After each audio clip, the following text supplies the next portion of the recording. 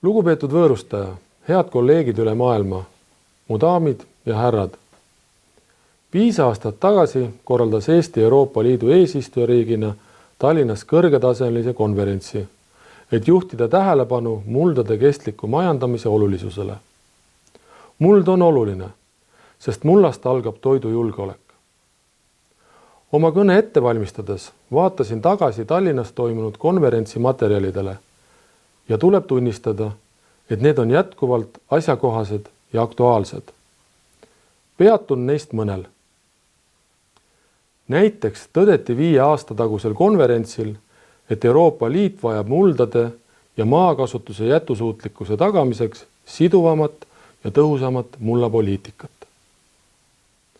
Täna teame, et mullatervise teema on erinevate roheleppe algatuste kaudu saanud olulist poliitilist tähelepanu.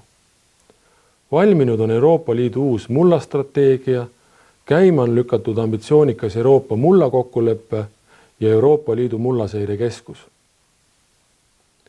Mullatervise alaste eesmärkide elluviimiseks on vaja rohkem andmeid ja teadmisi, kuidas neid terviklikult rakendada.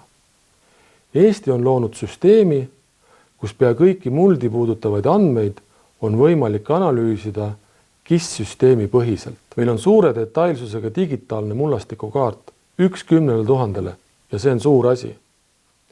Me oleme andmebaasi siduvate innovaatiliste kaardirakenduste kaudu teinud oma andmed põllumeestele kasutajasõbralikumaks ja mõistetavamaks. Meie asukohapõhisest mullast sõltuv põllukultuuride kasutussobivuse kaardirakendus on vällinud innovatsiooni auhinna. Mullakaitselistest küsimustest rääkides on vaja arvestada kohaliku tasandi olulisusega. Meil on olemas mitmeid üleilmseid algatusi, kuid kuna mullad, nende seisund ja muldi ohustavad tegurid on eri piirkondades erinevad, siis peame minema võimalikult lokaalseks. Näeme seda vajadust isegi meie oma väikeses Eestis. Meil on kirju peaaegu 100 mullaliigiga väga varieeruv mullastik. Seepärast oleme püüelnud selle poole, et meil oleks olemas põllu või veel detailsema tasandi andmed ning et lahendused oleksid kohapeal kasutatavad ja usaldusväärsed. Lõpetuseks. 2017. aasta konverentsi ühe järeldusena leiti, et rahva teadlikkust muldade olemusest tuleb suurendada. Eestis tehakse seda näiteks aasta mulla valimise kaudu.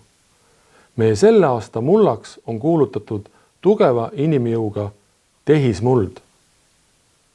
Igaüks peab mõistma, et muld on õrn ja taastumatu ressurss, mille kujunemiseks kulub sajandeid.